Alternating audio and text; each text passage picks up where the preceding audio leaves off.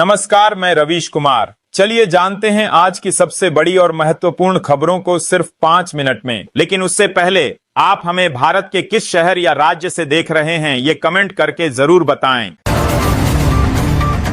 बिहार की नीतीश सरकार का मुख्य फोकस रोजगार और निवेश पर है। कैबिनेट ने पहले और दूसरे 7 निश्चय योजनाओं के बाद अब तीसरे की घोषणा की है। सरकार का लक्ष्य राज्य में विकास को बढ़ावा देना और नागरिकों के लिए अवसर पैदा करना है।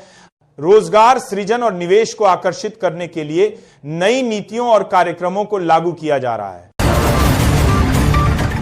मुकेश अंबानी की रिलायंस इंडस्ट्रीज ने पैक्ड फूड मार्केट में बड़ा दांव खेला है। रिलायंस कंज्यूमर प्रोडक्ट्स ने 16 दिसंबर को 75 साल पुराने फूड ब्रांड सिल को रिलॉन्च किया। यह रिलायंस की फूड कैटेगरी में एक बड़ी एंट्री है, जिसकी शुरुआत नूडल्स, जैम, केचप, सॉस और स्प्रेड जैसे प्रोडक्ट्स से होगी।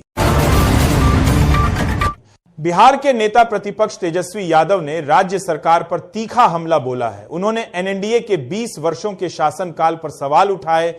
तेजस्वी यादव ने सरकार की नीतियों और कार्यों की आलोचना करते हुए कई मुद्दे उठाए और राज्य के विकास पर अपनी राय रखी। उन्होंने सरकार को विभिन्न मुद्दों पर घेरा और जवाब मांगा। बिहार की खेल मंत्री श्रेयसी सिंह ने गृह मंत्री अमित शाह से संसद भवन में मुलाकात की और उन्हें जमुई के प्रसिद्ध घनबेरिया गांव का पेड़ा खिलाकर बधाई दी। उन्होंने बिहार और विशेषकर जमुई जिले में चल रहे विकास कार्यों पर चर्चा की। श्रेयसी सिंह ने जमुई के समग्र विकास और स्थानीय उत्पादों को बढ़ावा देने के विषय पर गृह मंत्री का ध्यान आकर्षित किया। उत्तर प्रदेश के फतेहपुर में राशन कार्ड धारकों के लिए ई-केवाईसी अनिवार्य कर दिया गया है। ई-केवाईसी नहीं कराने पर मुफ्त खाद्यान्न मिलना बंद हो सकता है। सरकार ने सभी राशन कार्ड धारकों को जल्द से जल्द ई-केवाईसी कराने का निर्देश दिया है ताकि उन्हें नियमित रूप से राशन मिलता रहे। यह कदम पारदर्शिता और दक्षता बढ़ाने के लिए उठाया गया है। भाजपा अध्यक्ष जेपी नड्डा ने विपक्ष पर हमला करते हुए पूछा कि क्या हम घुसपैठियों को वोटर लिस्ट में जगह दें। उन्होंने विपक्ष को इस मुद्दे पर फिसड्डी बताया और वोटर लिस्ट की शुद्धता पर जोर दिया। नड्डा ने वोटर आईडी को महत्वपूर्ण बताते हुए विपक्ष की आलोचना की और चुनाव प्रक्रिया में पारदर्शिता की बात कही। इल्तिजा मुफ्ती ने सीएम नीतीश कुमार को मुसलमानों के अपमान के खिलाफ चेतावनी दी है। उन्होंने कहा कि सत्ता उन्हें मुसलमानों को बेइज्जत करने का अधिकार नहीं देती। इल्तिजा ने नीतीश कुमार से इस मुद्दे पर दोबारा विचार करने का आग्रह किया है। यह मामला राजनीतिक गलियारों में चर्चा का विषय बन गया है।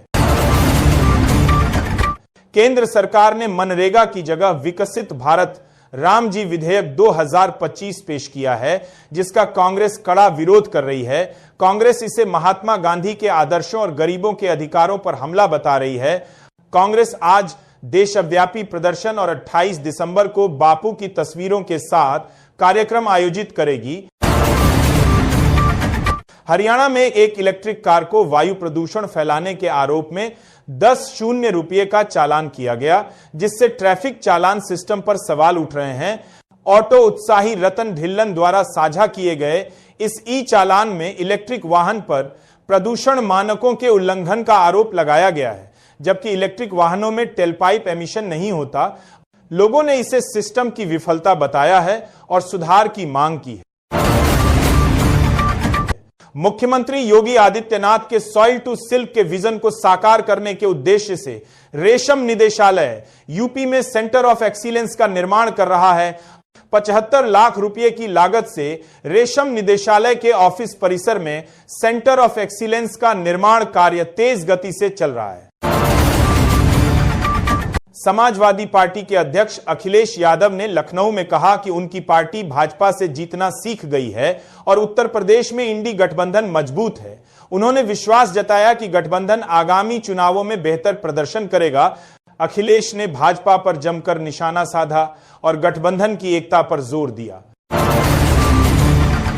दिल्ली के लाल किला बम विस्फोट करने वाले आतंकियों का साथी बताकर मुरैना में जूता व्यापारी को साइबर ठग ने घर में डिजिटल अरेस्ट कर ठगी की कोशिश की।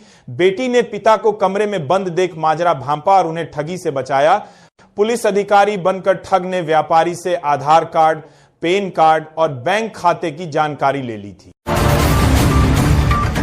प्रदूषण से बचाव के लिए सिर्फ सरकार के भरोसे ना रहें, यह हमारी आप लोगों से सलाह है। और अपनी लड़ाई खुद भी लड़े।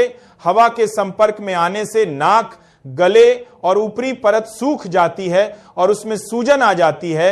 गर्म भाप लेने से इस परत में नमी लौटती है, जिससे जमा हुआ गाढ़ा म्यूकस ढीला पड़ता है और सांस लेने में राहत मिलती है। राष्ट्रवादी कांग्रेस पार्टी की सांसद सुप्रिया सुले ने ईवीएम के विरोध पर सवाल उठाकर अपनी पार्टी के एजेंडे को ही चुनौती दे दी है। उनके इस बयान से कांग्रेस को भी झटका लगा है। सुप्रिया ने कहा कि वह खुद ईवीएम से 4 बार चुनाव जीती हैं, जबकि उनकी पार्टी के एक विधायक ने ईवीएम के खिलाफ आंदोलन किया था, जिसका समर्थन शरद पवार ने भी किया था। पीडीपी अध्यक्ष महबूबा मुफ्ती और नेशनल कॉन्फ्रेंस के सांसद आगा सैयद रुहुल्लाह ने सीएम नीतीश कुमार द्वारा एक सरकारी समारोह में एक मुस्लिम महिला का बुर्का हटाने की निंदा की है।